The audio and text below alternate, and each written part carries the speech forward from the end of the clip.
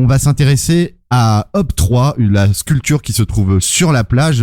On a rencontré le chef de chantier il y a quelques jours et on lui a posé quelques questions pour savoir comment on transformait une œuvre initialement temporaire en bois en une structure béton.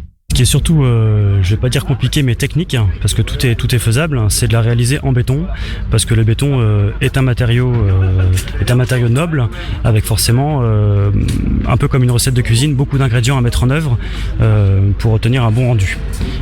Si on veut parler simple, le béton, ça se comporte comme un peu une pâte à gâteau qu'on met dans un moule, et on voit que les cuisiniers, il y a une technique pour travailler la pâte, il y a une technique pour mettre dans le moule, il y a une technique pour démouler.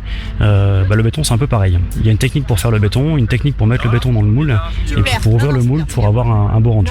Un chef pâtissier comme un artiste, ils ont souvent des exigences très élevées, ce qui font que là on n'a pas le droit à l'erreur et on doit aller chercher dans le détail pour que le béton au final, le gâteau soit le plus beau possible.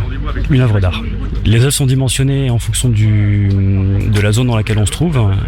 On travaille toujours avec des bureaux d'études qui connaissent les normes et les règles du calcul et qui nous font prendre les dispositions dans nos modes constructifs pour faire en sorte que ça dure et que ça résiste aux éléments.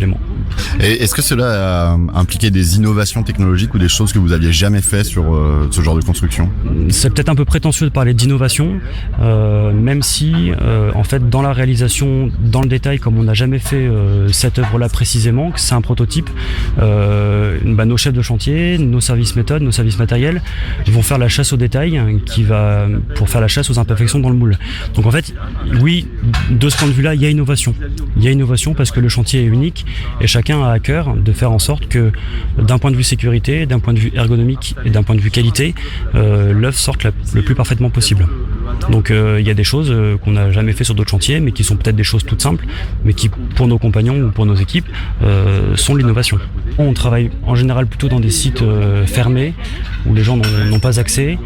On voit assez peu nos réalisations parce que c'est souvent enterré ou habillé avec du bardage ou autre. C'est sûr que là on a une certaine fierté de se dire que on va ne voir que notre travail et c'est notre travail qu'on va voir. Et du coup ça nous ça nous porte et ça nous motive pour faire quelque chose le plus beau possible et au rendu le plus parfait. Et du coup les contraintes météo de ces derniers jours n'ont pas trop eu d'impact sur le déroulement du chantier ? La météo est surtout un ennemi pour la sécurité des personnes. Il ne faut pas que le vent mette en péril nos levages. Il ne faut pas que la pluie mette en péril nos compagnons qui pourraient glisser sur les banches ou sur la zone de travail. Donc on va dire que les conditions météo sont surtout un ennemi pour le confort du travail. Et on comprend bien qu'ici, plus on va travailler dans un confort, plus on va travailler sereinement et donc plus on arrivera à faire une œuvre